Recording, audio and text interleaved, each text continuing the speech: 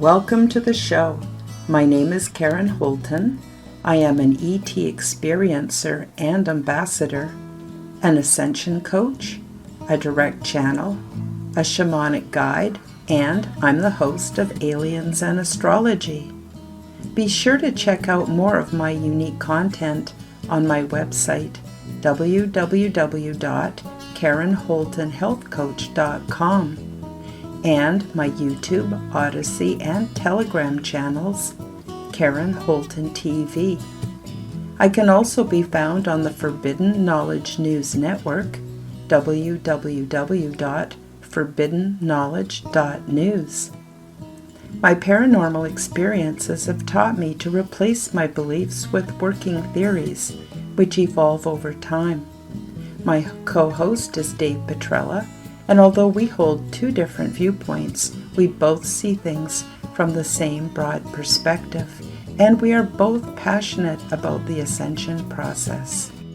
Hi, I'm Dave Petrella. I'm an astrologer, biologist, spiritual guide, and Oak Island theorist.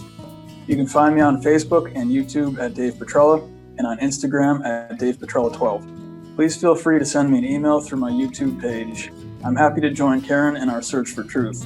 We can find the answers we're looking for about health, science, extraterrestrial intelligence, and many other related topics. We're glad to have you join us today for the show.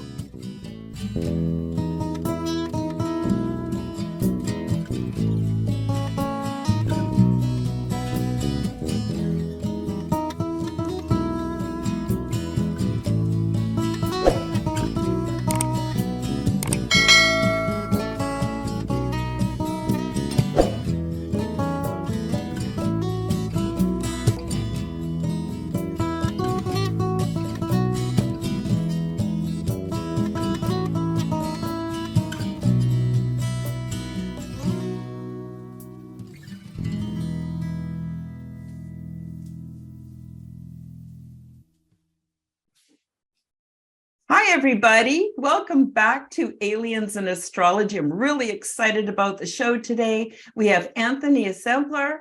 He's a retired New York State police officer and boots on the ground investigator for UFOs, the paranormal, and cryptids.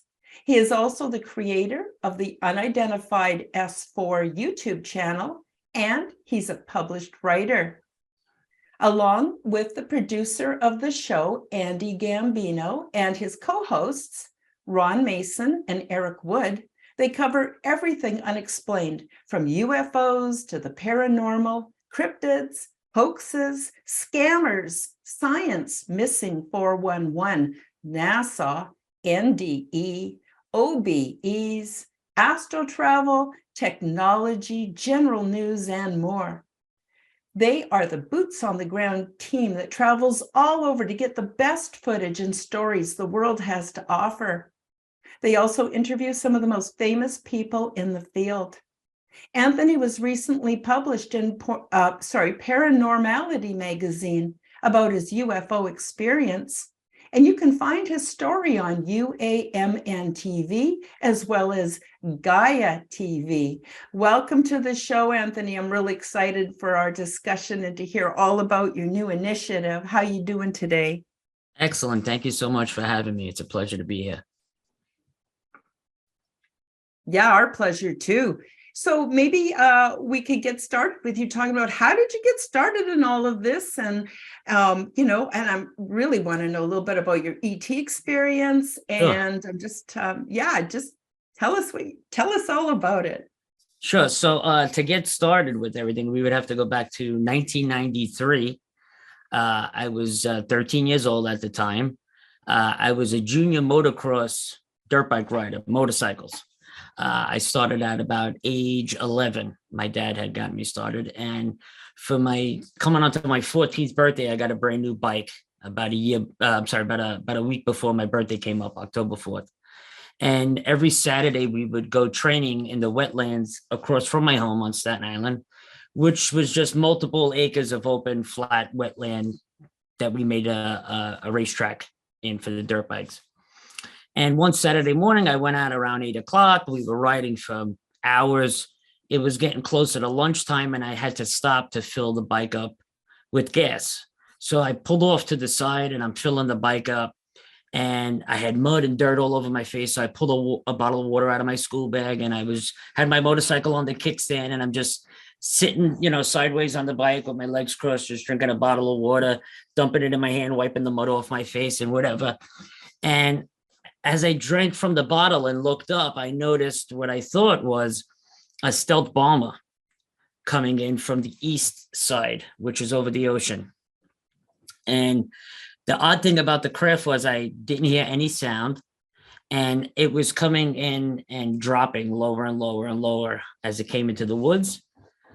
But as it got close enough, I noticed that this was a perfect triangle craft, and it just kept slowing down until it stopped, maybe about 3/4 of a football field away from me.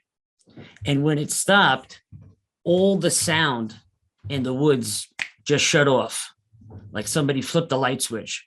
No, I was in there about 11, 12 people on their dirt bikes riding with me, and whatever other friends were walking around hanging out, but I didn't hear any more birds, didn't feel the wind. Everything went still and silent. And I'm staring up in this thing. I'm totally in shock. I remember dropping the water bottle and like still looking up at the thing, and it slowly starts coming in just a little closer. And as it's doing that, I noticed all the trees and the dirt road and the foliage reflecting underneath this triangular craft. Kind of like if you shut your cell phone off and you looked at the case, the glass, when it turns black like that, that's the reflection I was getting and seeing everything on the other side of that triangle. So I'm like, what? I'm trying to make sense of what I'm looking at. And just I'm trying to make sense of it.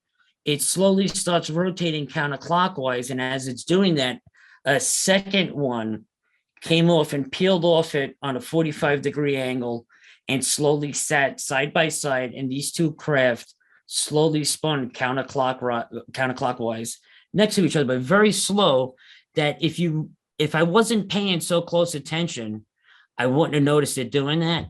But every now and then the points would change. So I knew this thing was spinning.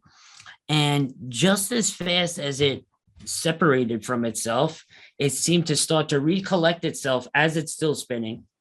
It slowly starts to lock itself back into position, so much so that it looked like one craft again. That's how far into each other they went. And then this thing shot straight up into the sky, it was out of sight in maybe 2 blinks of an eye. That's how fast it is. But no sound at all. And just as fast as it disappeared, the first thing I heard was my father whistle really loud. We grew up in Brooklyn, and we're Italian. So when my father would whistle, we knew had to get home or we were in big trouble. And he whistled, and I was so nervous to answer him because I knew I was in trouble. So I said, I'm over here, but I said it like so low. And then the second time I said it, I really let it, like, I'm over here, like really loud. And my dad came running through this high brush in the woods that was probably just under his neck. He's moving all these weeds out of the way. And he's like, Maria, he's over here. And then my mom and my sister and everybody starts running. We found him. And I'm like, what are you talking about? What's going on? You were supposed to be home hours ago. Your mother and I were going crazy. Your sister and her friends are in the woods. Everybody's looking for you. We've called the cops. They went through this whole thing. And now I think my dad's exaggerating because I think it's lunchtime still. And I wasn't supposed to be home for like another hour or so. So I'm like, Dad, what are you talking about? It's like not even 12 o'clock yet. It's not even lunchtime yet. And he goes, Anthony, it's after 5 o'clock. Get the motorcycle home. And I'm walking the bike. I got my dad on one side, my mom on the other, and we're talking, and my sister trailing behind with her girlfriend. And she was young, my sister. We're 3 years apart. And we're all walking back, and I'm telling my parents, did you see this stealth bomber that hovered in the woods? And my parents are looking at me like I'm out of my mind. I'm like, no, really, the black triangle craft that hovered in the woods. You guys were in here and you didn't see that? My parents didn't see it. Friends that I've spoken with over the years didn't see it. So, a lot of the researchers that I've spoken to over the years now make some sense because they're like, maybe it was an experience that was just meant for you. And maybe you weren't even in the woods when that happened. Maybe they projected something in your mind to make you believe you were in the woods. But see, when people start getting into those topics, that's like getting into the woo aspect of everything. And me, I'm a more nuts and bolts data guy, so if I can't put my hands on it, it's not real type for me. But anyway, I know what I seen. I know what I experienced. And when I got the motorcycle back to the garage, I was getting the hose to wash it. I noticed the clock in the garage said 5:18. Now I thought that was wrong, but the sun had already started to go down. So everything fit timeline wise. So then I went to the kitchen and I think it was like 5:21 or whatever on the microwave. So it really was after 5. I really lost 5 hours of missing time. Where it went, I have no idea, because theoretically, it felt like maybe 6 to 8 minutes had passed our time. But knowing now, talking to theoretical physicists and astrophysicists, space time and Earth time are two totally different things. So yes, you could travel from one point of space to another. And when you return, let's say you could travel at the speed of light. And with the speed of light, you could reverse space and time within 10 minutes. By the time you got back to Earth, 1,000,000 years could have passed. So when they explained it to me like that, it kind of made sense. But still, I have no idea where the time went. I didn't see any aliens or beings or none of that at that time. Just these objects. Why they showed themselves to me, why I seen them, I have no idea. I don't think I'm the lucky one or anything. I think maybe it was just right place, right time type thing. After talking with a few other people, my friend Robert, he made a really valid point that maybe the craft had a technical issue where it had to drop down and detach the second craft from it. Maybe there was some kind of mechanical issue going on, and I just happened to be there to witness that. And they cloaked everything in that area, so nobody else would see the craft. I just happened to be in the cloak zone, so they say. I don't know. I'm speculating, but that's how I got started with the whole ufology thing. Because once that happened, I mean, I had my head in every book and movie you can think of trying to figure out what was going on. But then it wasn't until like 1997 when the Phoenix Lights incident happened. And my parents were watching the news. And I said, that's what I seen. That's the big black triangle I told you I seen. Now, this is years later. They seen that. I was telling them this in 93. This is 97. Nobody's ever heard of it before. So I was trying to corroborate. This is pretty much what I seen. And that's how that story went with that particular incident. But still to this day, I'm trying to figure out what happened. I haven't been able to put my finger on it and get on the pulse of exactly what happened. And it drives me nuts. It really drives you nuts trying to figure it out. Oh, it can. And the other really crazy making part is the way other people perceive us and treat us after we try to tell them. So that's another interesting part. I'm just wondering if Dave Dave, do you have any questions for Anthony before we continue? That's a really great story, Anthony. I mean, I've never heard anything quite like that. I actually grew up in Connecticut, so we have some of that similarity, and I was going to ask you if you were East Coast. But, yeah, I'm in Staten Island, New York. For sure. Yeah, but I actually did some research last summer in Pine Bush and Putnam Valley and Brewster. And I'm pretty sure that's fairly north, almost directly north of where you're at. And of course, there were huge amounts of sightings of exactly what you described, which were triangle-shaped craft, all through the decades. But I think it was especially in like the 80s and 90s, if I'm not mistaken. And you have the whole communion thing that happened there. You've got Sleepy Hollow that happened in the same general area. So there's obviously something going on, and so without a doubt. Yeah, one of the first things I pick up on is really locational. Is I'm looking to what kind of other evidence exists that something that you can corroborate, the stories together, and does it make sense regionally? And it definitely does, like I said, for sure. But I was going to ask you, so you had 13 of your friends there with you? There's about 12 of us in the wood every weekend. Every house that lives on the block, if they were, in my age group, between 13 to 17, let's say, okay, they had a dirt bike, and we all went dirt bike riding together every single weekend, whenever we had free time. Okay, so they all saw the same exact thing that you saw? Nobody, aside from me, seen it that I know of yet. There's still people that lived in the neighborhood that have moved that I haven't yet had the opportunity to meet again, or I don't know where they moved to, where I haven't been able to speak to them. But the seven 7 people I've spoken to said no, they haven't witnessed what I see. Okay. One person said he witnessed a UFO over those woods at another time, but it was many years later. But no, nobody seen it. So were you guys all standing next to each other so you could tap your friend No. on the shoulder? Be like, No, Okay.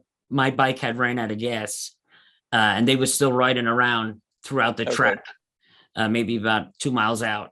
And I was filling the bike up, and just while I was filling it up, I was cleaning all this mud off my face and drinking water. You're taking like a 5-minute break, and it just came in. It came in. Initially, I thought it was something for the Air and Sea show, like a practice run, because they would do the Air and Sea show every year over New York. They would fly in from Coney Island and turn around over Staten Island and go back to Coney Island. They would do a big figure 8. Coney Island, Brooklyn, Staten Island, come back around and do that big figure. So initially I thought a stealth bomber was doing its test run, and that's what I was going to get to see, an awesome stealth bomber. But I didn't get to see a stealth bomber. I got to see whatever that black triangular shaped craft was, which was no markings on it. The actual skin texture to the craft was very metallic, and I don't know how well you're going to be able to see this, but it kind of, this rock material is the color that it was. wow, that's like darker than night. That's amazing. It is, and it has these bits of metallic flake in it almost, and every now and then you would catch that. But the texture to the craft was like glass on one side, like your cell phone when it's off, and the opposite side of it had a very rough texture to it. Whatever kind of coating was on it was like, it looked rough and distorted and raised places and low places. It was odd. It was nothing like I've ever seen before. And underneath that, which makes me think it was some kind of protective coating or skin or something on it, you can see light, like a very, very, very low light, blue light, undulating through the skin every now and then. I want to say pulse, but it was weirder than a pulse. It was sporadic. It didn't have a rhythm or rhyme to it. It's just every now and then it did a weird pattern and flowed through it. I only caught that a few times watching it because I was trying to take it all in at once. And the object was so massive that literally you had to turn your head from left to right and up and down to see it all. That's how big it was. It was huge. But yeah, it was a sight to behold. It definitely was. Have you seen other craft before at different times in your life, or is that the only one? That's the only one I see, at that age. Throughout life now, I've filmed, cataloged, and documented multiple craft now. Being on an island, I think it has something to do with it. And Fort Earl, I live on the beach. My backyard's the ocean. I have an ocean house. Okay. So right across the ocean, about a half a mile away, is Fort Earl Naval Weapons Station, where they store all the bombs and ammunitions. And to the opposite side is Fort Hamilton in Brooklyn and Fort Wadsworth on Staten Island, which also house weapons. Fort Wadsworth actually has the old missile silos for the nukes to go up, God forbid, mutual assured destruction. So those are some weird things that we see a lot of UFOs hovering around and checking out. 2 locations that would be like this. Now, I'm not saying that UFOs ever hovered over these locations, but being the Fort Wadsworth had a nuclear silo in it, that would be one location that would be a hotspot for it. I did film, however, over Fort Earl Naval Station, this weird orange light in the sky that can only be seen through night vision. And it kind of looked like a rocket going up in slow motion. And as it's going up, you see all these white orbs falling out of the back of it. Now, I filmed that. That went viral everywhere. I contacted MUFON and multiple agencies on that one. Many people spotted that craft that night. The funny thing about that one, 3 hours prior, SpaceX had a launch in Florida. So SpaceX went up, and then 3 hours later, I spotted this object. It was really over Jersey, right over Fort Earl Naval Station. I'll send you guys the video when you see the location and where I point out, where everything is. But there's still no explanation for what that craft was either. Now, I know it came up orange because the night vision distorts the color patterns, so it could bring out whatever's in the sky, and it detects heat and light and breaks it down in a spectrum that we can't see with our naked eye. But when I took the night vision away, the object disappeared. And the minute I put the night vision back, the object was there. So that was very odd to see. Like I said, I'll send you the video and then you'll see what I'm talking about. It's a weird one. But I've filmed multiple craft now in my 30 years, almost 30 years doing this now. Okay, great. Yeah, can't wait to see that. The way that I usually think of it is kind of different, like frequency bands. And, you know, if you can imagine, well, we know about radio communication. That's probably the best example because it's everywhere. But if you were to have, you know, say like if you were to have a physical object that existed in that frequency band, then we couldn't see that generally with our eyes, you know? Right. It'd be so like turning a radio in and out. You can make it phase in and phase out. Right. Yeah, exactly. So I think I think with the observer especially is that you have people are picking up different frequency bands. They're also projecting out different frequency bands. I think some people can call them in, you know, if they're communicating telepathically in that kind of way. But it's interesting because I mean, I've seen a lot of stuff myself, Anthony, all across the United States, also in Canada, and it does depend. I find for myself, it does depend on also my state of consciousness, and if people are aware of how they individually kind of shift their states different depending on how they're, you know, what's in their environment, how their day is going, their stress levels, stuff like that. If you know when you're shifting and then you make a connection, it's like, oh, I only see that when I'm like in that bandwidth right there. Right. Then that's a really big part of the puzzle. I think we need to be getting into more of that, you know, if we're going to get serious about this stuff. You'll notice, Dave, that people that do CE5 and they're able to raise their consciousness and their vibration level to a certain tone, like you're talking about, actually see craft more than others, and they're actually more susceptible to seeing craft than a regular person. So you could take a regular person off the street that knows nothing about UFOs, but let's say they do yoga and meditation. You'll have better luck with that person spotting something in the sky than, let's say, a person that knows nothing about it, doesn't do yoga, doesn't work out, doesn't take care of themselves. So I think a lot plays into it. People that are more in tune with their consciousness have better luck. People that know how to raise their vibration and just know how to do those different aspects of things. I think it helps a lot better bringing yourself into a cool, calm, collected frequency in order to see something. I believe that aspect of it does work. Oh yes, yeah, that's certain. Sorry, Dave. I just want to really fast, Karen. The last thing I want to add about that is that some people suggest that it obviously runs in family lines. Some people say, of course, I'm sure both of you guys heard that. But the thing about it that's interesting for me is that some people say that you will not be able to see it unless you've already been taken previously at some time in your life. And also what I think is interesting about that, it may be a specific species that you have some kind of connection with, because we have different types of crafts and we have different sightings, different alien forms and all of these things. So I think that it's probably very likely for me specific to that person in terms of what kind of backstory do you have with that specific craft or that, you know, specific species. Also, again, as I mentioned in the beginning, regionally, is that I personally believe we're born where we're born on for a reason. And as you know, Anthony, you know, New England obviously has the New England area, you know, the greater New England area has very specific kinds of energy that you do not find anywhere else that I've ever been. Certainly not in the United States, and parts of Canada like Quebec and parts of Ontario have quite a bit of similarities, but it's very like longitudinally specifically, but also latitudinally, you know, so I think the different species and stuff, they congregate around certain areas. And also, of course, what you mentioned with the silos and everything, that's obviously massive, especially if there's reconnaissance. They want to make sure that they have it in check so we don't blow the planet up and stuff like that. Right. So it's just, you know, I really appreciate getting in a dialogue about this stuff with normal people, man. You know, that's where I'm at with this. It's like, you can tell when someone's trying to publicize it because you're trying to sell your book, you're trying to make huge amounts of money or whatever. It's like, you know, and for me, people, hey, do what you guys do what people want. But all I'm saying is that I just want to see what's going on. And if we can, right. And if we can figure it out and help, especially if we can help each other, that's the whole point for me. I'm dead against the whole grifting aspect.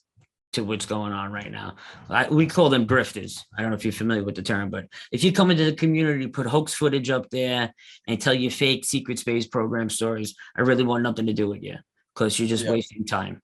And if you're one of those people that say, hey, come to my channel and share this, and you do, and then next thing you know, you're getting a strike for it, you're not my kind of people. See, everything on my channel is free for the taking.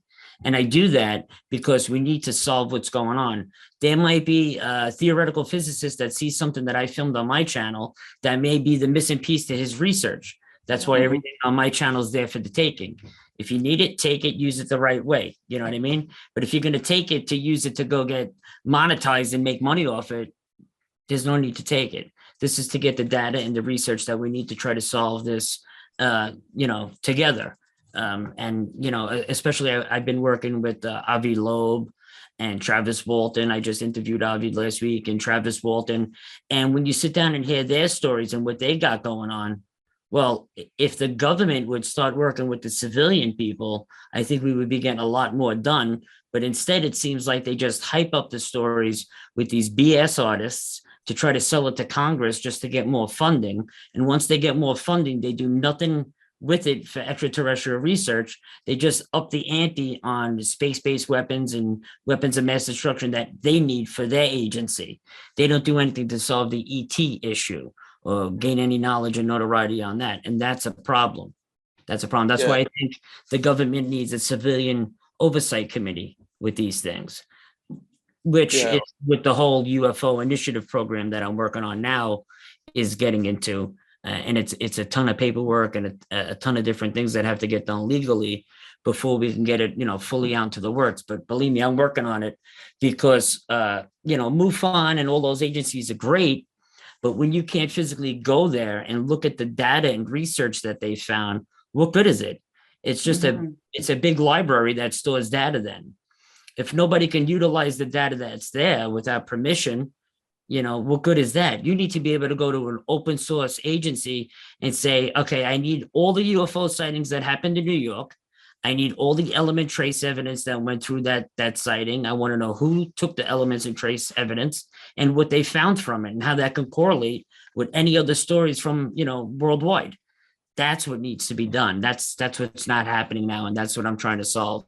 And it's a ton of work. Oh, I bet. Now, I do want to get into that, Anthony, but I just wanted to chime in on what you said previously. Sure. In agreement with what you said, like in my experience, it's definitely intergenerational.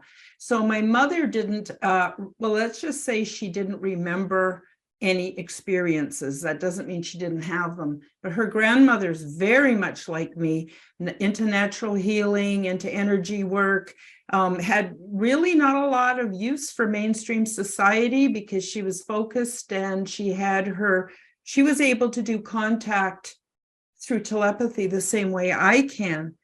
The other thing I wanted to say is lifestyle. For me, lifestyle was absolutely foundational. I had to change so many things in my lifestyle and I didn't do it to have an extraterrestrial experience. It just happened as a natural byproduct of my lifestyle changes. And the more I change my lifestyle, it seems the more frequency I can hold. And it's so easy to communicate now. I can't believe it. And the other thing I wanted to say is about the grifters. I agree 100%. I spent, probably since 2013, let's say 10 years, right? Putting together the information that I got from my extraterrestrial and possibly other sources. Cost me $10,000 to put together the Quantum Health Transformation Program, and it's absolutely free. I don't make a dime off of it. It's there to help humanity, and you can really see the difference, Anthony. So I really applaud you, for you guys being really aware of that, and giving that a swerve so that people are getting really good and valid content. So I'm wondering now if you want to just get a little bit more into your show, and then we definitely want to hear about the initiative. So as far as the show goes, we're live Wednesday afternoon at 12 o'clock in the afternoon. I call that segment Witness Wednesdays.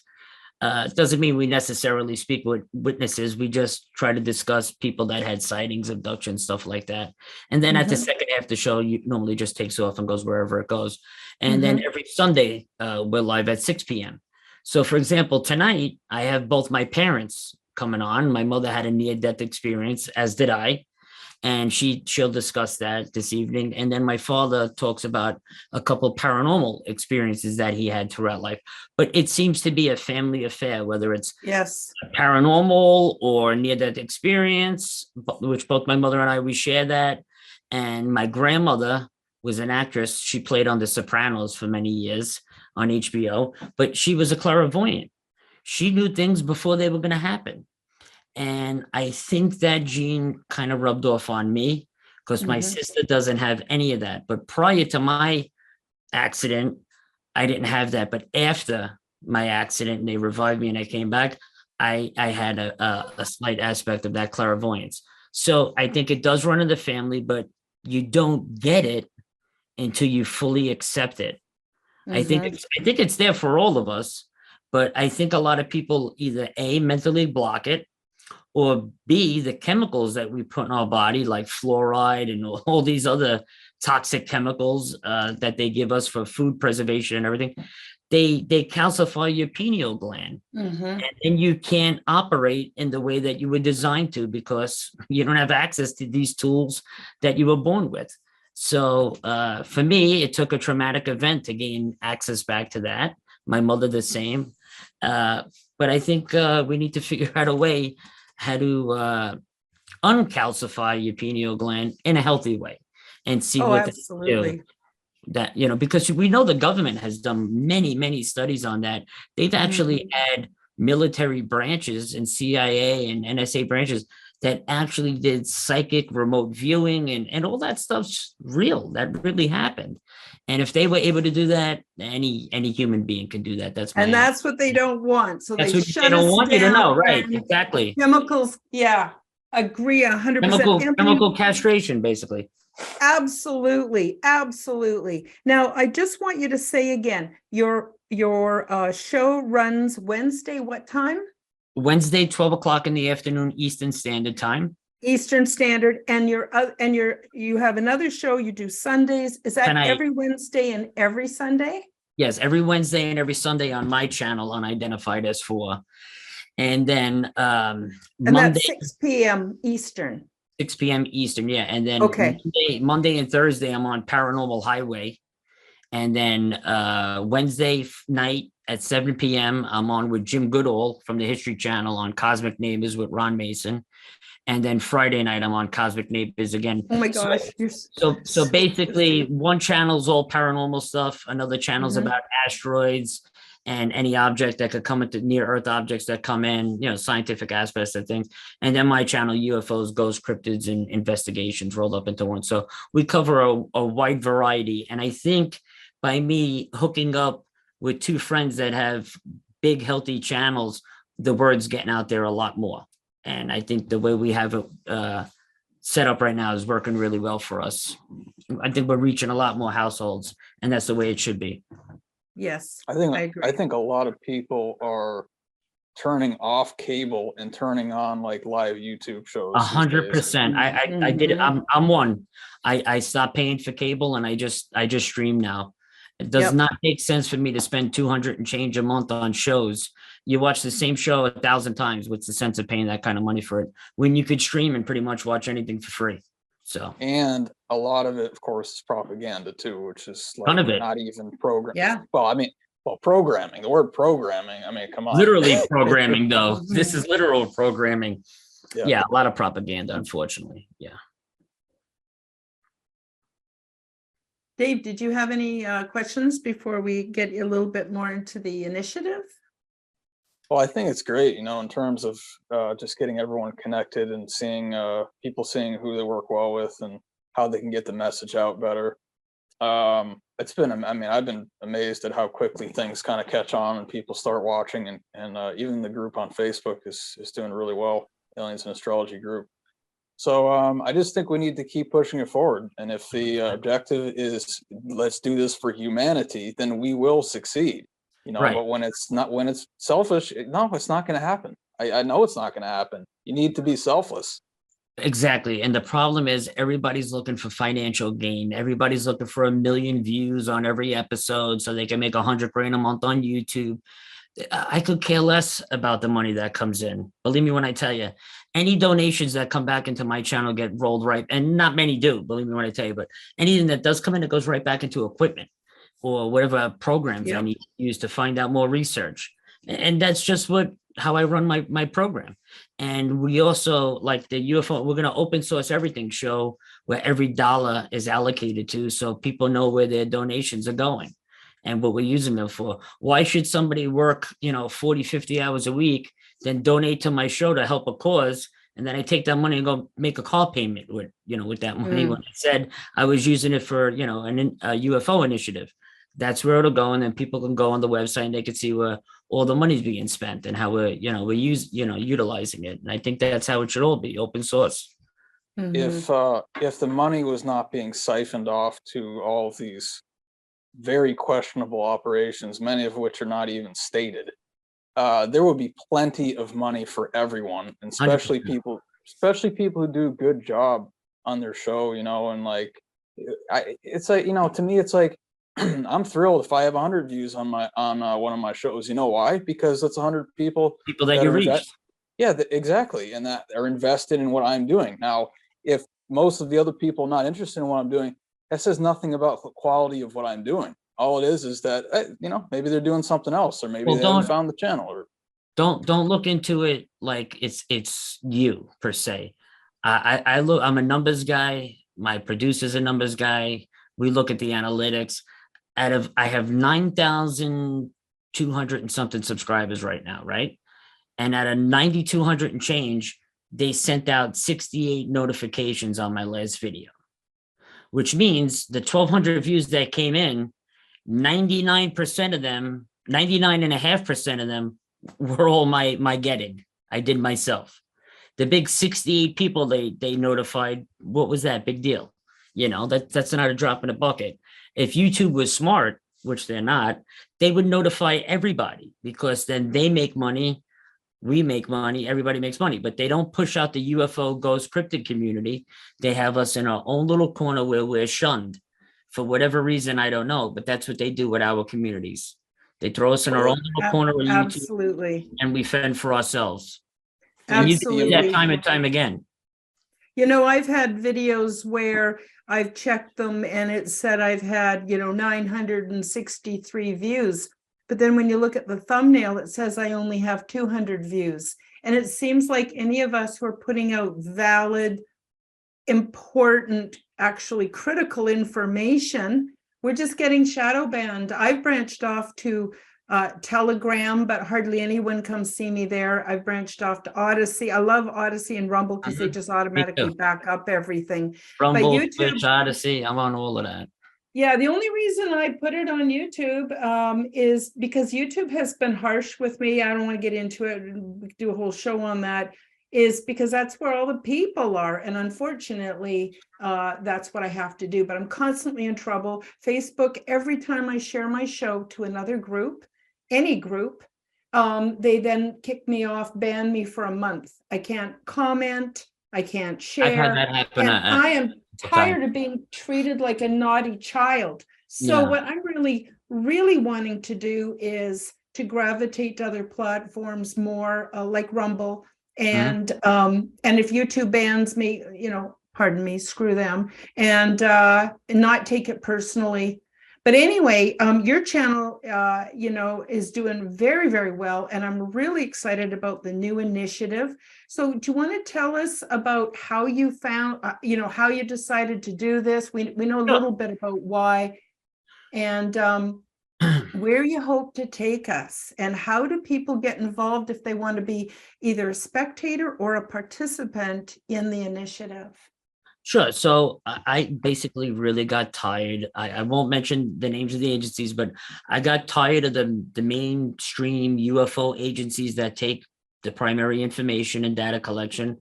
And the primary focus of them taking it is to sell it to History Channel or Gaia or Discovery Channel for UFO footage needs for their network, so they can gain views and monetary value off that. And that's totally not what their mission statement is, but yet that's what they do, because if it doesn't make dollars to them, it doesn't make sense, unfortunately. But our mission statement for the UFO initiative, we're planning to rigorously investigate the phenomena, of UFOs, ghost cryptids, through data collection, video evidence analysis, trace element collection. We strive to collaborate with private citizens and their UFO footage and trace elements. And then my goal, instead of sending it to universities that can in return get a subpoena from the United States government to turn in that trace evidence if it turns out to be of extraterrestrial origin and take it from us, if we use 3 independent contractors for testing, not only will we get, hopefully get the same answer from all 3 contractors, but because it's private, the government can't step in and take it. And then whatever knowledge comes from that, we can open source it to the general public in real time. So then everybody has it at once and everybody knows the information at once. And then from there, everybody can further, their research. And I think that's the only way we're going to get ahead. Mm-hmm. I know it sounds unconventional and controversial, but it's the only way we're going to start to get things done. And I'm not saying, I'm the guru of UFO information. I'm just one small cog in a big spoked wheel, but hopefully other people will join in as we go, because everybody's welcome to join the initiative and be part of it and go from there. And then whatever donations come in from that, I'm looking to buy things like night vision equipment that we could set up on like the roof of the house, so anybody could come to another channel and just watch night vision all night and type in the live chat where to move the camera and whatever, and they can UFO watch all night, because people can't afford a $3,000 night vision camera. And I'm sure there's a ton of people that would love to access one and use it. So I'm looking to set something up where you can use that trace element and data collection for UFO landings and stuff. We're looking to study.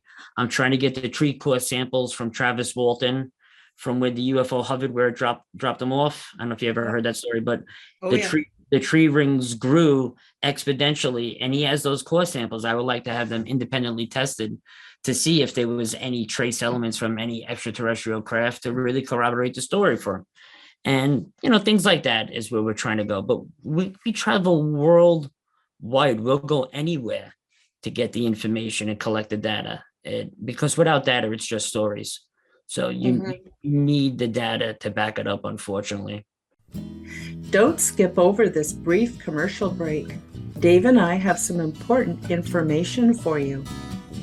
You may have noticed that participation in our community does not depend on memberships or donations, and we do not hide our episodes behind a paywall. We want everyone to have the opportunity to learn and share our important content with others.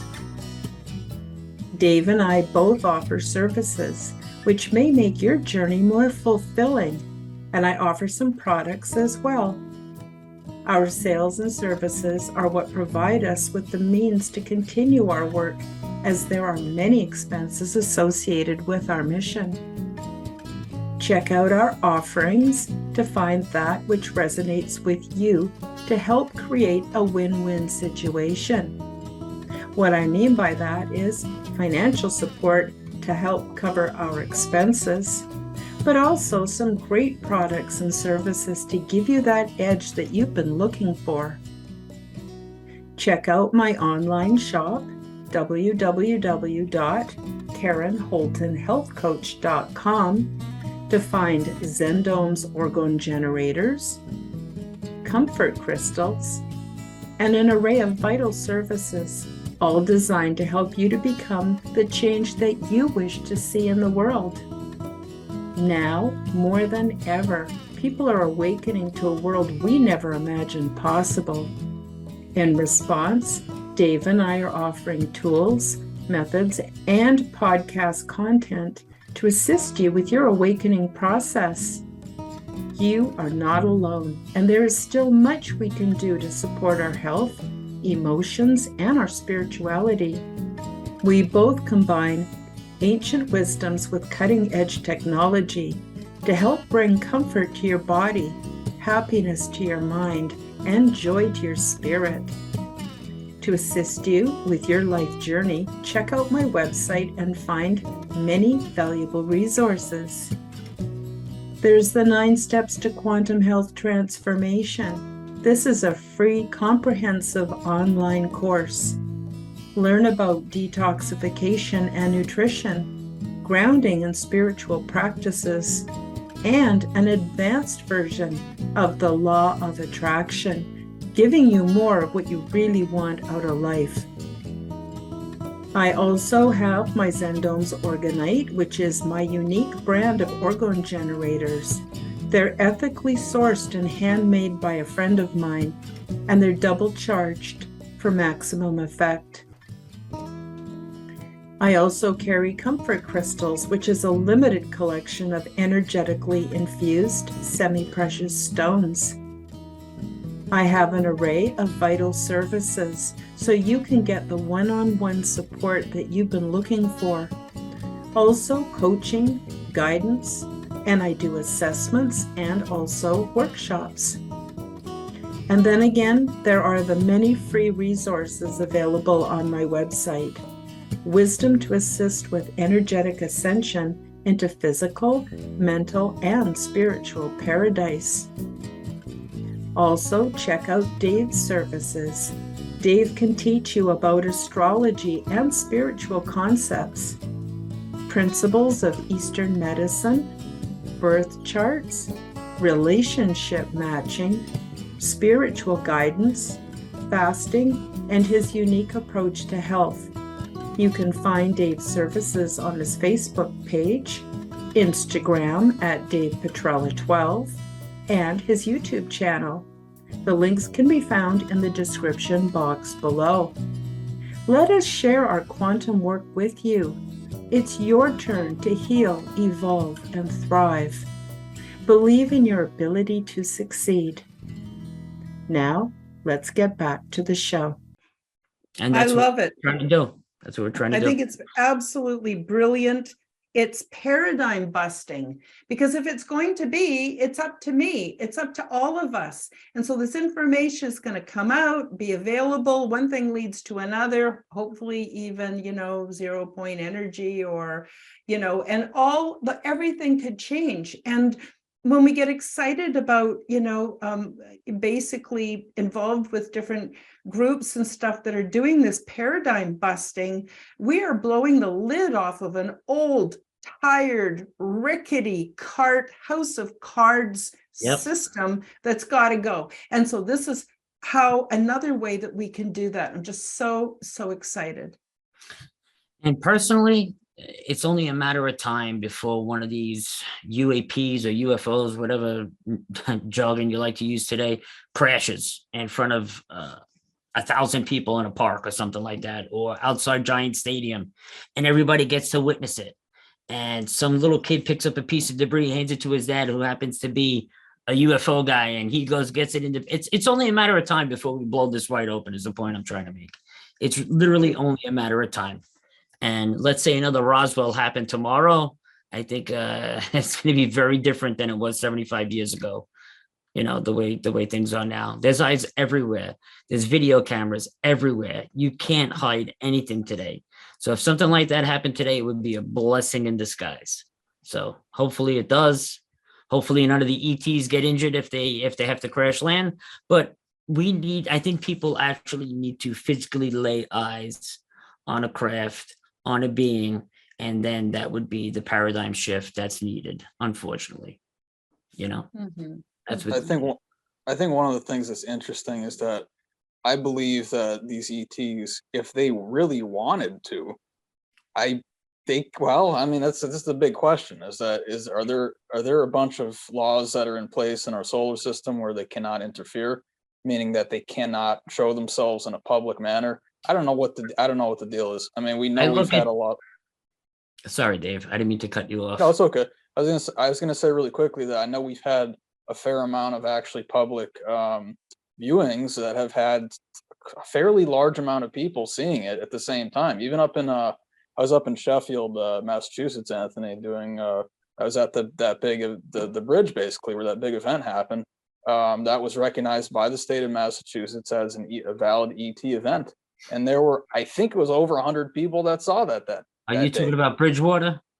No, that's a Bridgewater Triangle. I'm talking in the Berkshires are Berkshire. Tom Reed is one of my best friends. I work with him. He lives over in the Berkshires. Tom Reed's the one that had the Berkshire UFO incident happen to him. They named UFO Park after him. That's the one. He runs UFO Expo. He's one of my best friends, Tom. Oh, awesome, man. Yeah, so maybe we could all have a conversation sometime. But I was out there and I had my EMF detector and I was walking over the bridge. I actually walked all the way up that road because my understanding is that it's kind of a weird setup. I mean, there's like cornfields all around it, which in itself is interesting based on crop circle phenomena. Yeah. But basically, I'm a very on the ground research kind of person. And Karen knows, of course. Every time I go to a site, I make sure I do the boots on the ground research. I've got a pen and paper. I've got my instruments. I'm getting into meditation so that I can focus. All these stuff. I walked all the way up the road, and it was interesting because I didn't see anything or feel anything in this particular instance, but I did have the sense that this area was ripe for something like that. Just like standing there and looking around, I'm like, okay, I could see it happening here. Maybe it wasn't there the right time or whatever. I also don't want negative experiences. That's a big thing for me. If I'm going to see it, I want it to be positive. So don't try to scare people and stuff like that. I'm not into that. Agreed. Tom Reed, actually, Tom Reed and UFO Man were on my show like a month ago. I interviewed Tom about the Berkshire UFO incident. So if there's anything on my show with that interview that you'd like to take, please do. There's a lot of photos from Tom on there. And there's one on there where an ear of corn grew over 2 feet long from where it had exposure to the UFO. So you had ears of corn 2 feet long from the exposure to the radiation from the craft. But that was one. I have to say that extraterrestrial that came in contact with Tom for Berkshire was one ugly alien. And I'm gonna send the image right now over to your messenger so you have it. Kind of looked like an ant being this thing. Very odd, but Tom was a little boy. He was in the car with him, his brother, his mother, and grandmother. And he remembers like his grandmother running out of the car into a store to try to get help after this whole abduction scenario happened. This is a wild case. But what's fascinating about it is the governor of that state gave them clemency, made it as this is a genuine, real deal UFO experience that happened. They even named the park UFO Park after Tom. Now he runs UFO Expo, which is a big like Comic-Con UFO event, which is awesome. But Tom's a great guy. Yeah, I'll have him come speak with you. You would love to talk to him. He's great. Great guy. Oh yeah, that'd be excellent, Anthony. Yeah, and I just think, I think every experience is going to be different. We have to take it personally.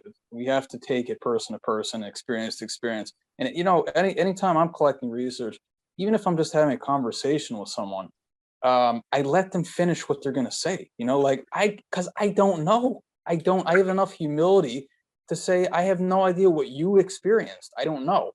Agreed. And if they can prove to me based on how they're explaining it, that, yeah, hey, I'm just a normal guy or gal. And I'm just telling you what I saw, no bullshit. This is what happened. You do what you want with it. But,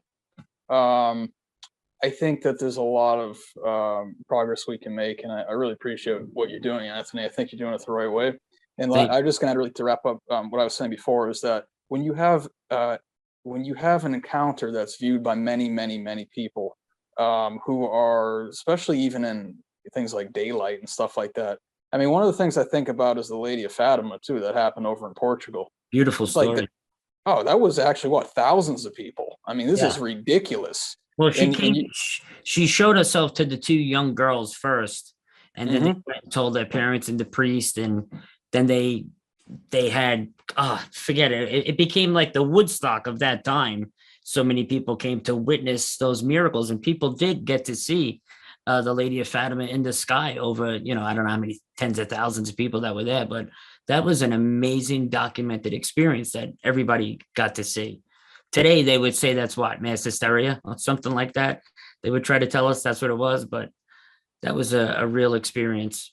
Well, of course, and today everyone would have their smartphones with them, and it would all be recorded, as you Right. were mentioning before. Right. Have you? I just want to ask you really quick. Have you been out to that? Man, I can't remember. I thought it was somewhere south of Manhattan, but that grove up on the hill that the gentleman had that experience with the vision of Mary, I believe. And I think he recently passed. If you know, I'm not sure if you know what I'm talking about. Had a vision with Mary? Yeah, I think it was up on the hill behind his house when he was a kid, and they built a shrine up there, and he was telling the story. I don't know if it was I don't think it was Staten Island, but it's somewhere around there. I'll try to find that. Send that to you, Anthony. It's a really good story. Yeah, I would love to hear that. No, but no, I'm sorry, I'm not familiar with that. Okay. Yeah, and so just to wrap up what I was saying is that I think when you have that amount of people and they seem to be credible people, it's like, guys, come on. You can't say it's all crap. It's ridiculous. We have a massive universe, and if they want to show themselves, I often wonder whether they're allowed to or not. That's kind of what I think. Well, because, when I was I'm just gonna say really fast, because I think there's a lot of them that would, and they would do it just to be like, guys, yeah, we want to interact with you, so let's make it easy. Let's make it so that people don't have to be like, did it happen? Did it not happen? Okay, land on the ground and come out and shake our hand, and then say, we just wanted to say hi to you guys, and now we're gonna leave. I mean, but the problem is, see, this was interesting to me because I'm an astrologer, and I do timeline stuff and all these things, long Earth timelines. And so when you see, or when you think about what that would do to the Earth timeline and the Earth grid or the Earth agenda, it would shift everything permanently. So basically, if the plan, this is what I believe, if the plan for the planet or the solar system or whatever is that no, we can't have like a public viewing that's seen by everyone until like 2075 or something like that, and that's been, like, let's say, written in the Earth code, then that would make sense to me why they're not just coming and saying, yeah, guys, we're here and we just want to show you, so everyone can relax now and just get over it. Well, let me ask you this. What if I told you that UFOs, they're able to cloak themselves? Would you believe me? I agree. Yeah, and I've seen that myself. I've witnessed objects in the sky. 1 minute it's there, 1 minute it's gone. The next minute it's 100 yards out, and back and forth, and so on and so forth. So who's to say that these craft aren't right in front of us, but they're cloaked to the point we can't see them? They just sit there and observe. I think they can do that. B, the same way we can travel to space and observe everything is the same way they can hear and observe us. If we physically seen them in space, we would interact. I think we have interacted before with them. Buzz Aldrin, Neil Armstrong, they talk about that they've seen extraterrestrials on the moon. There's literally sworn testimony from Neil Armstrong and Buzz Aldrin that they made contact with extraterrestrials on the moon. Now, how much of that got suppressed and how much you believe, how much you don't believe is up to you. But literally out of the astronauts' own mouth, they say that they've seen these things on the moon. And that's why we haven't been back there since. That's their story. They're sticking to it. I've checked that out a dozen times already. Aside from that, there's multiple parallel dimensions. We believe there's something like 11 parallel dimensions right now. So who's to say that these craft don't travel from one side of the universe to the other? Maybe they just phase in and out of our dimension into the next dimension that's directly adjacent to us, just like turning the knob on the radio, like you were saying earlier. That's more likely how they operate. Or the same theory that Einstein gave us, instead of traveling from point A to point B, so you use a piece of paper, for example, right? So instead of traveling from point A to point B on a straight line, if they were able to fold, space-time and punch a hole straight through it, you would have the wormhole theory, and you would be able to get from one part of the solar system to the other part of the solar system instantaneously. So that would be like black hole and wormhole travel. Who's to say it's theoretical and it can't be done? It probably could be. I believe it can be done, Anthony, because in my experience, when I was on board the big ship, what we did was the ship emitted a tone, and we all went into a deep meditative kind of way of being. We were just in this very deep meditation, and the ship didn't travel from point A to point B. There was no wormholes, there was none of that, no stargates, none of that.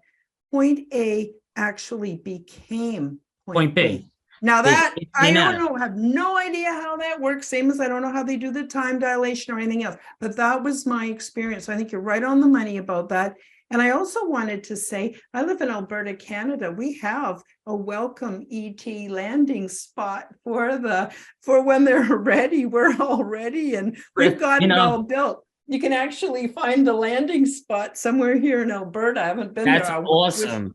So I thought that was super cool. So yeah. I just wanted to throw my 2 cents in there because, time runs out really quickly when you're doing a show, especially an interesting show.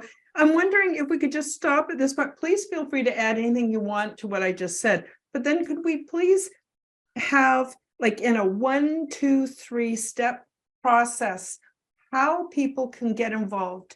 How people can get involved. So is the first thing they do is they send you their experience in an email, or is there a place they can go to sign up? Like, I just want to know really simply, what's the first 3 steps? Because I know you're still in your kind of incubation period for the UFO initiative, right? So this will change over time. But right now, what can folks do to get involved? So what we're asking everybody to do now is, while we do our 2 shows and we're live, just come to the channel, hang out in the chat. If you have an experience or whatever that you'd like to discuss, just email me at topfiless4@gmail.com. Believe me, I read every message and comment on all my videos, and I answer all my emails. We correspond back and forth all day, but I answer them the minute I see them. And if you have a video that you like to show on air, you can either come on and explain the sighting on the show with us, or you could just send it to me and I'll explain it for you, however you write it out. But the video has to be real. And it can't be a video that you took from somebody else, like, oh, my cousin Frank seen this. This is the video. I'm going to send it to you. I would need it from your cousin Frank, from his mouth, him telling me what happened. I don't want anything secondhand or anything that's already been on YouTube. I want things that nobody has laid eyes on yet. So the research could be fresh. I could look at it with a fresh pair of eyes. I'm the first pair of eyes besides, who filmed it, checking it out, because I don't want anybody getting in my ear saying, oh yeah, but this guy said this guy said that. I want to make my own assessment, and that's how we do it right now. You can just email me and send me in the footage, and we'll put it up. And then the whole team, I have a scientist, a paranormal guy, my producer, myself, we all look through the footage, and then I send it out to other people in the community. I have a Cheryl Costa, who's a famous UFO statistician, very, very dear friend of mine. I work with her all the time. I'm familiar. Michael Sherratt, very good friend of mine who works with Dr. Greer. We work with each other, Jim Goodall. So I get everybody's eyes on it. That's, that I trust in the UFO field, and I pass it along and we look at it. And then we have a backstage meeting. We discuss it, we analyze and assess. And then I'll go up on the show. I'll give my thoughts and what their thoughts were. And then if anybody else in the live chat has an assessment or a thought, we jot that down, and then we bring that back to the table, and we just keep going at it till we pretty much solve it. I also have somebody from MUFON that I won't name, but that works with us as well. And he's always on call when we need information or help or whatever. And that's how we're doing it right now. Right now, we just secured like the doname and the web page and all of that stuff. But there's a lot of legal paperwork that we have to do, like a 5013C and tax papers, and making sure that once the stuff is sent to us, it can't be taken by any other agency. If you get a real crash video, like a real UFO that crashed that somebody filmed, and you're watching, military take this craft and hide it, and then they say they don't know about it, and you've got real evidence on that, you got to really cover yourself if something like that ever happens, So these are the things we're trying to work out now, because it's a whole new area for us, and we want to get it right. We don't want to mess it up, because we really want this to work. Is there a membership? No membership fee. Everything's free. If anybody, wants to donate, they can donate, but everything's 100% free. We don't charge a penny. We don't charge a penny to come to the website or look at the information. None of that. It's all open source, free to the public. Yeah. Whatever donations come in, we just roll right back in and pay for all that stuff ourselves. and as it should be, as it should be. Mhm. Mhm. Dave, you wanted to say something. Yeah, I was just gonna say really fast, and I apologize. I don't have a shade on my window here. I have not had this happen before with the visual. It's kind of cool actually. But anyway, um, I mean, I have no question in my mind that the ETs could make an absolute embarrassment out of the military, and I think they do it all the time. But like, you know, if you have a crash, make sure they're telepathic. I fully believe that they can communicate with people. Just make sure that make sure you communicate with a couple civilians, and make sure that they're filming it as it's happening. And then let's see what the government does about it. And I'm not provoking. I'm just saying, like, we have to take it into our own hands, because obviously they're not going to disclose stuff. I don't believe they will. They've had, I mean, at least since the 1940s, I guess, if not before that. And it's like, it's always this runaround. Come on, guys. And you have, like, for instance, the government of the country of Chile, they're very open about it. They're like, come on in, like, we want to see what's going on. Then, so why don't we have that in this country? There's something wrong with this country in terms of that. Right, because we want to turn everything into a weapon. And any technology that you can pull out of this craft and make something new with it.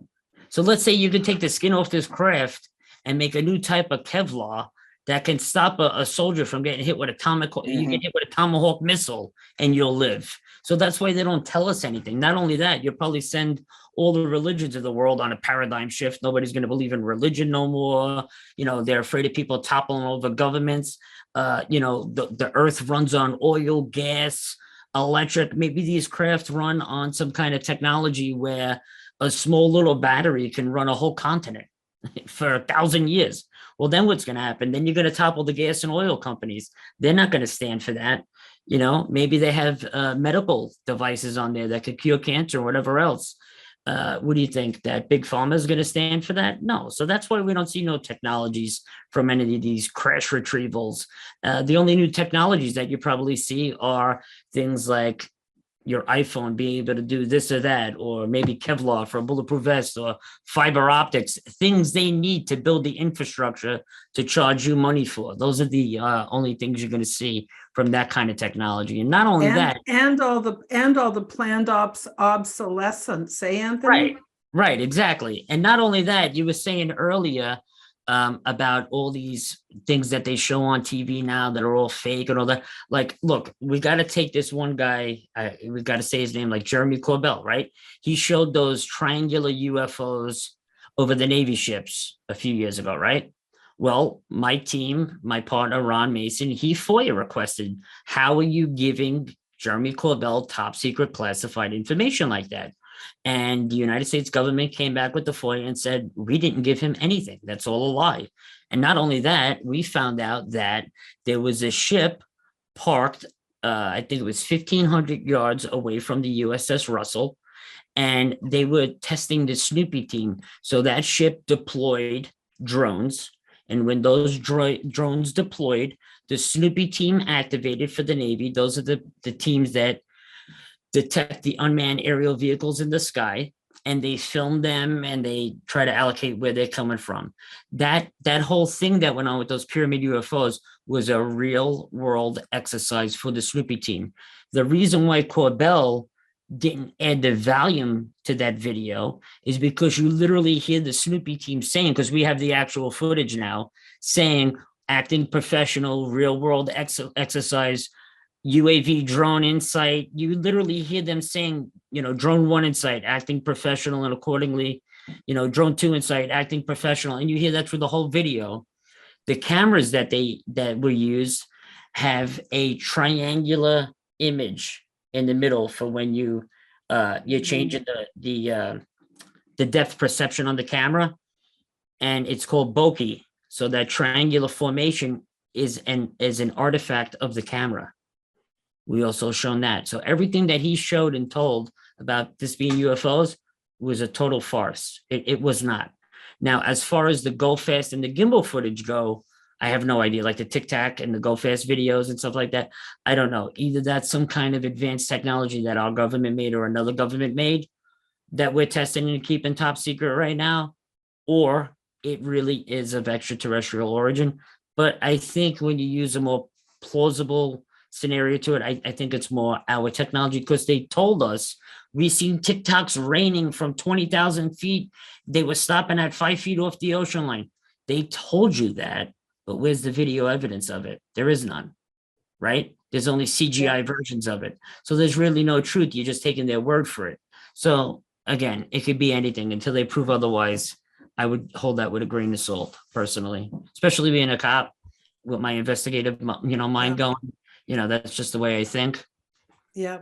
Anthony, can you tell us about your do you have more than one book? I'm pretty sure you have a book out, and I'm in the middle of writing tell everybody.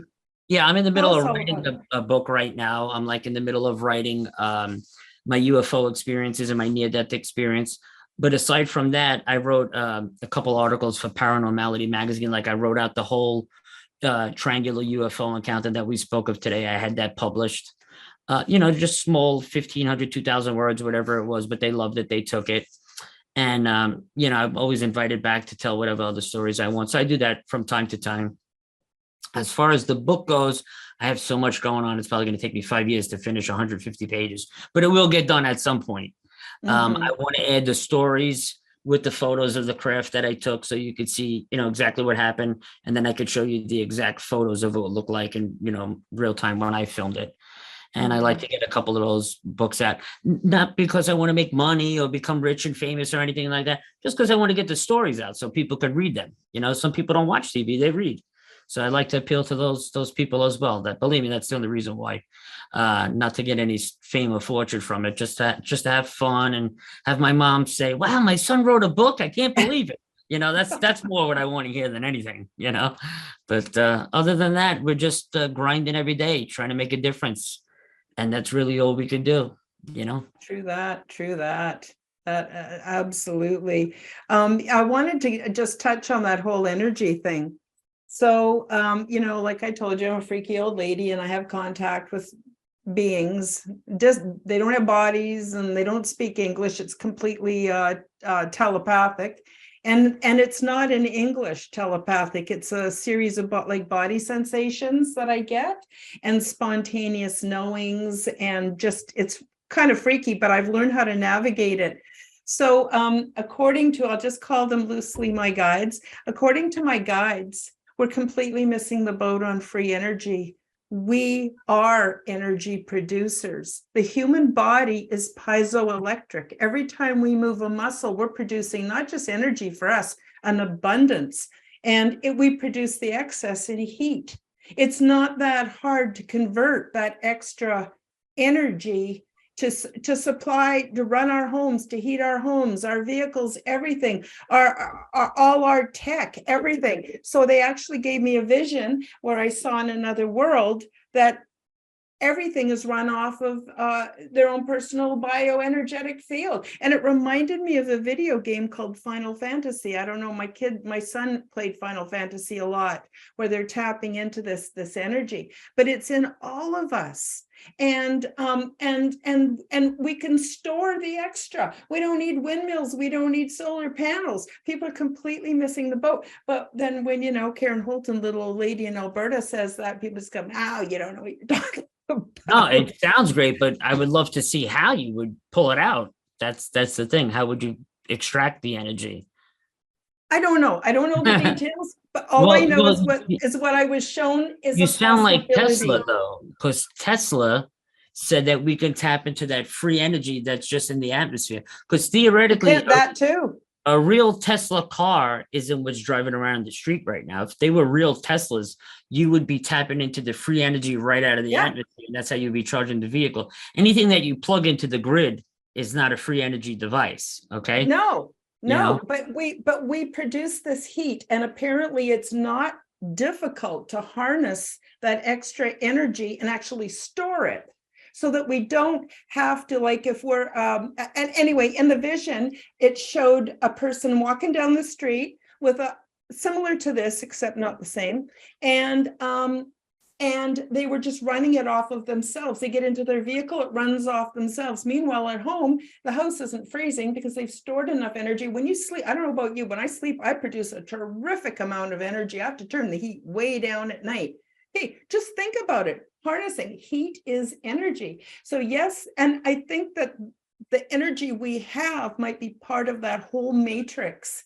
And then again, just saying the Final Fantasy thing, where it's all around us. And you're right, if it was true Tesla technology, there would be, we would just extract it. You would And I think extract this right is from the earth. huge secret. This is a huge secret, because what happened to Tesla is, I don't know who it was, some big rich guy that was funding him, had all his money in copper, and they wanted all the copper wires, and they want all the planned obsolescence. You know, it's time for those greedy bastards to take a back seat, and for us, the common ordinary people, to bring out what's possible. And once you have that idea, then you develop it. And then other people come in and say, well, maybe that won't work, maybe this works. And it doesn't take long before we've got some amazing stuff. But the sad thing is, look what happened to the guy that invented the car that ran on H2O. Exactly. He went to a meeting, they dosed his drink, he grabbed his throat, ran into the parking lot, died. 2 other people after him invented it, and they also got killed. Now, that's not common. That's just not what happens. People don't get killed. But because they invented things that can change the world, and it would interrupt the gas, the oil, the electric industries, because they were going to interrupt the flow of that. They outed these people. There was a little girl that literally invented in high school a device that can charge a cell phone in 30 seconds. What happened? They came in, they bought the device from her for 50 grand. They gave her the grant for her program, they bought the device from her, and they put it on the shelf. You'll never see it again. Yeah. Why?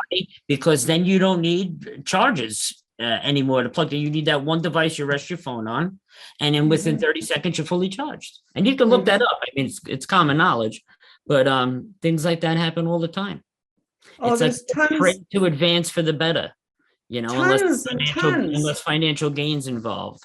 And that's what we need to overcome. That's one big hurdle we need to overcome. We really do. And, you know, even Stephen Greer, you know, they tried to kill him and some of his people. So yeah, but what I'm saying is that system, I call it the construct. They sell it to us as reality, mainstream society. It's not. It's illusion of grandeur is what it is. You have to step out of that to see the real world. So within the construct, absolutely, that's how it's being played out. But that construct is, I keep calling it a rickety old cart or a house of cards. It's falling. Like the stuff that's now being picked up by mainstream news sources, never even 2 years ago what they would be saying.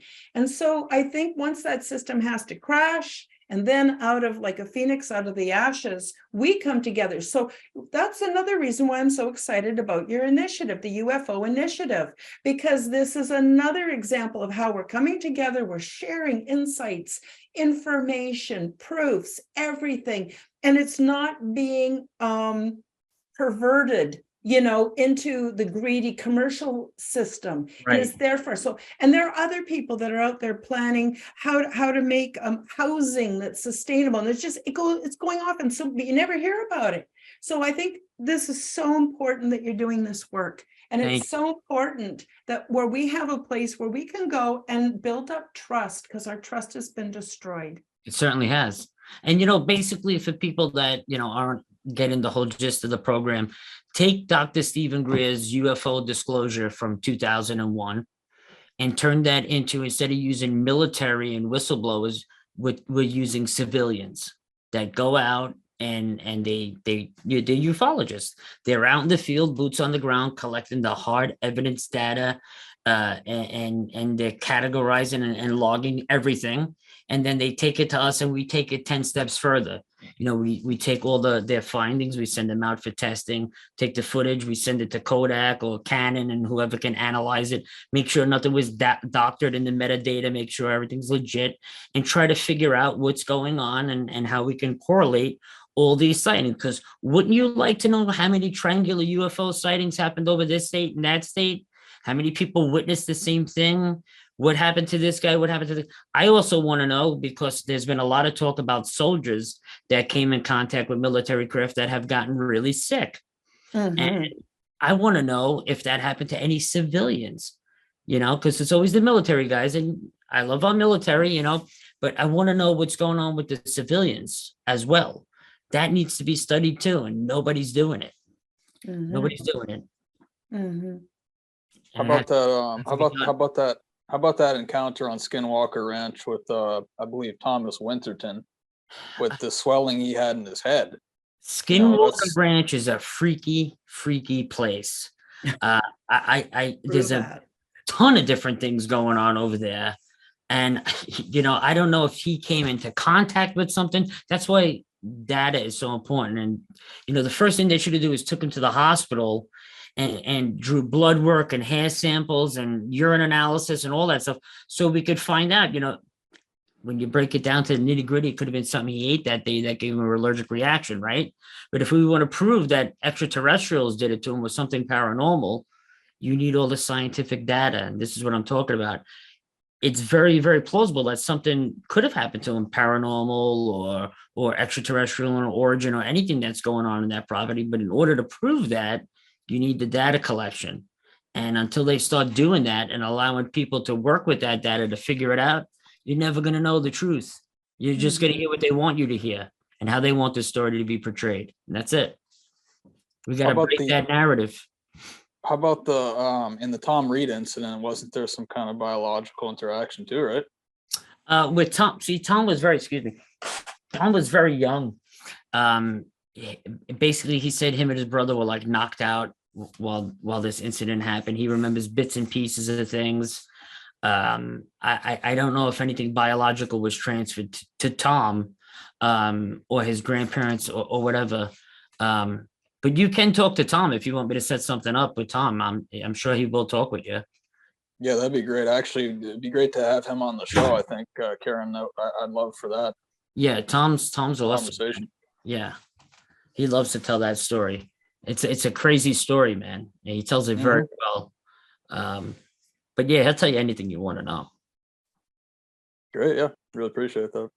I'm actually trying to set something up. My friend Darcy Weir is a director and producer. He does a lot of UFO documentaries. And we're trying to set something up where we put Tom back in his old diner that his parents owned. And the people from the town that knew everything that happened with his experience come in and talk to him like his old high school friends that knew about it. And they basically sit over coffee and we filmed them talking about the whole experience and hearing about, how the town thought about it all as this was going on. I think that would be a cool show to see. So we're trying to work on that now. That's the kind of programming we need, Anthony. It's like, hey, this is my friend. We're just talking. We're having a good time, and we're sharing it. I don't need all the special effects and stuff. I'm way past that. My point. Right. Yeah. There's no need for the dramatization. Just let's get down to the root of what happened and tell the story. Yeah. People love stories. That's why I filmed my parents yesterday. I said, you know what, Mom and Dad, I'm at the house. I said, let me get you guys on video. You had a near-death experience, and Dad, you seen 2 ghosts. I want to hear about this. This is awesome. So I literally sat them down and wired them up and filmed them. They thought I was crazy, but people love to see regular, everyday, normal people just telling their experiences. That's so much more interesting to me than seeing Nick Pope or Giorgio Tsoukalos. Like, how many times are you going to see the same people tell the same stories over and over and over and over and over again? We need fresh blood. We need fresh stories. It's time to lose that regime that we see every day in ufology and bring fresh blood in now with fresh stories and fresh ideas. It's time for a change. And they got to stop bringing the UFO grifters in.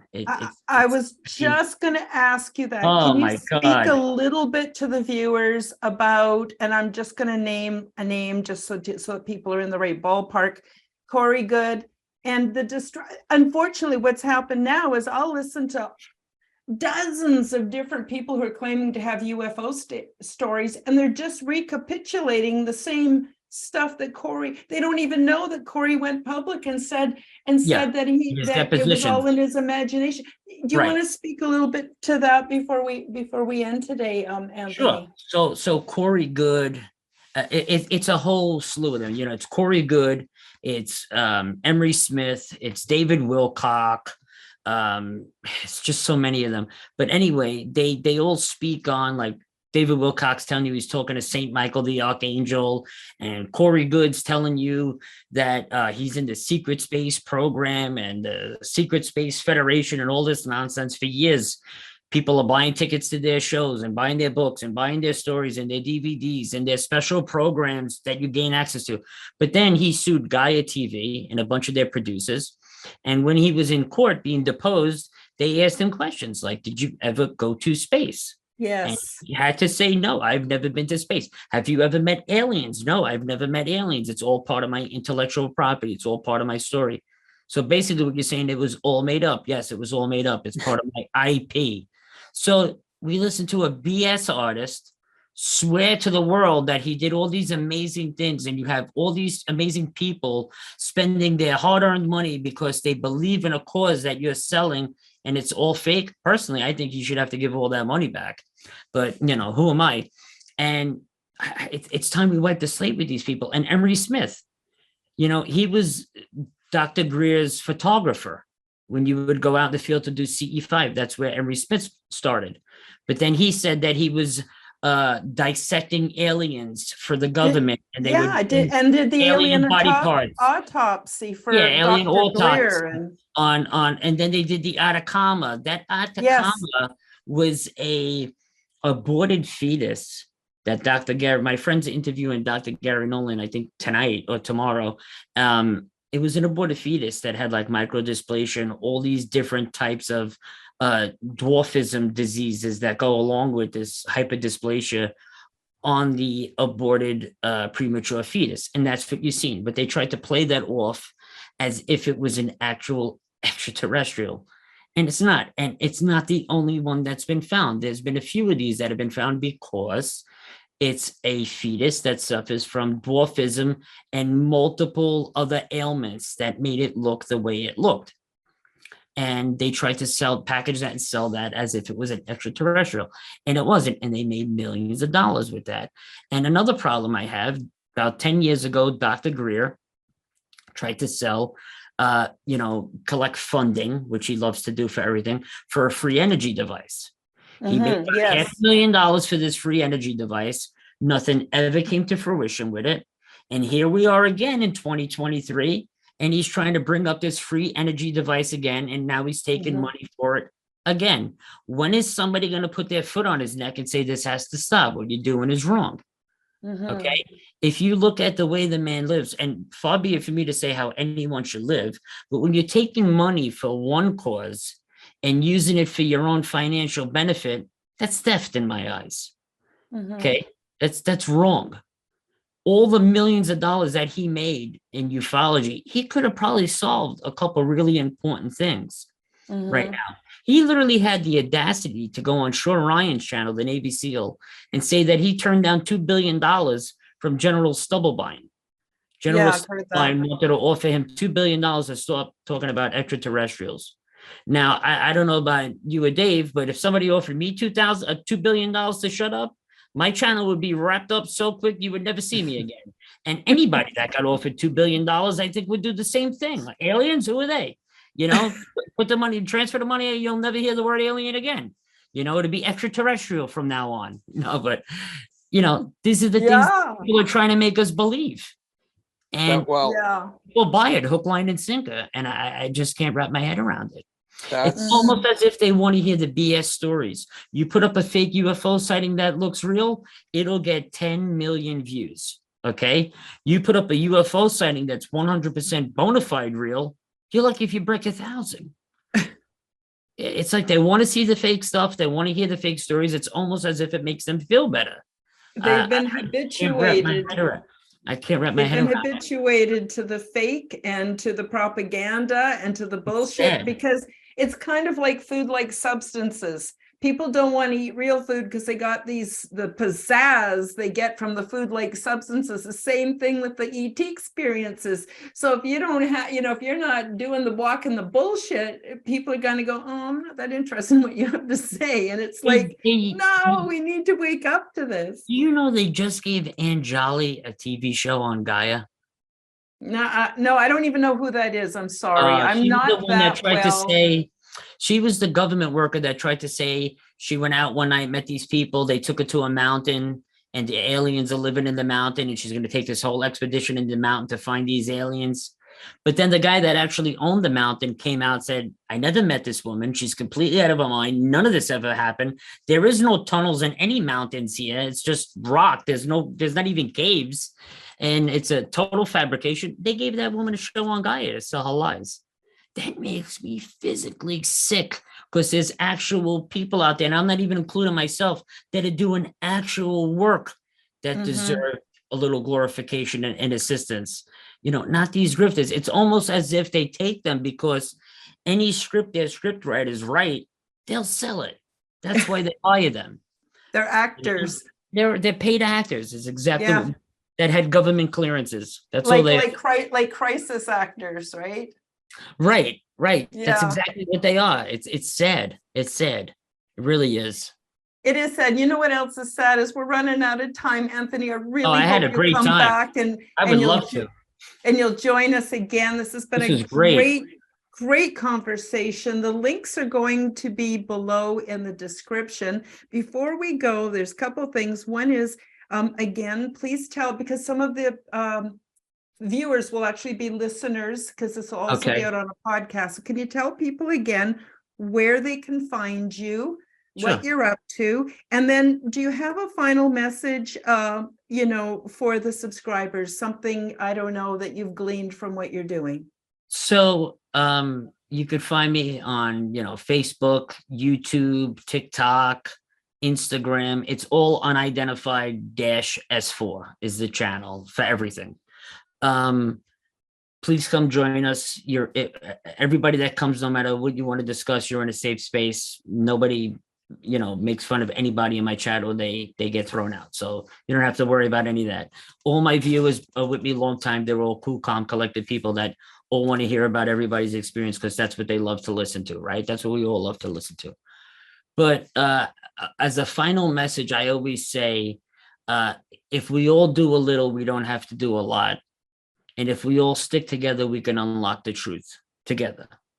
And that's the way it has to be. We all have to work together for a common goal, for the greater good, because it seems that the greater evil is slowly taking over our community, and we really have to fight to get it back hard. So if we all stick together, we're going to do that. And that's exactly what we have to do, stick together. Absolutely. I couldn't agree with you more. Well, it's been a real pleasure to have you on the show. I know Dave and I both learned a lot, and it's a very stimulating conversation. And like I said, I hope to have you back one day soon. Anytime. And to all our viewers and listeners and subscribers, and I encourage you to like and share this video with your family and your friends. And I really look forward to seeing you next time on Aliens and Astrology. Bye-bye, everybody. Thanks, Anthony. Thanks, guys. What a pleasure. Thank you so much. Nice to meet you, Dave. Yeah, you too. Thank you for joining Dave and I for the Aliens and Astrology show. Become the change you want to see in the world. Subscribe to our YouTube channels, click the like button, and share this show with your friends. Check out Karen's website at KarenHoltonHealthCoach.com. All the links will be in the description box below. Until the next time, keep up the good work. Well, you challenge my perception. I shift uneasily as I try to justify how I value your suggestions. Ideas full of life when I'm empty of my own. And 5 minutes before I was okay, now the curtain drops to the floor. Leaves me weak and begging for more. When I think I get it, it flutters and vanishes away.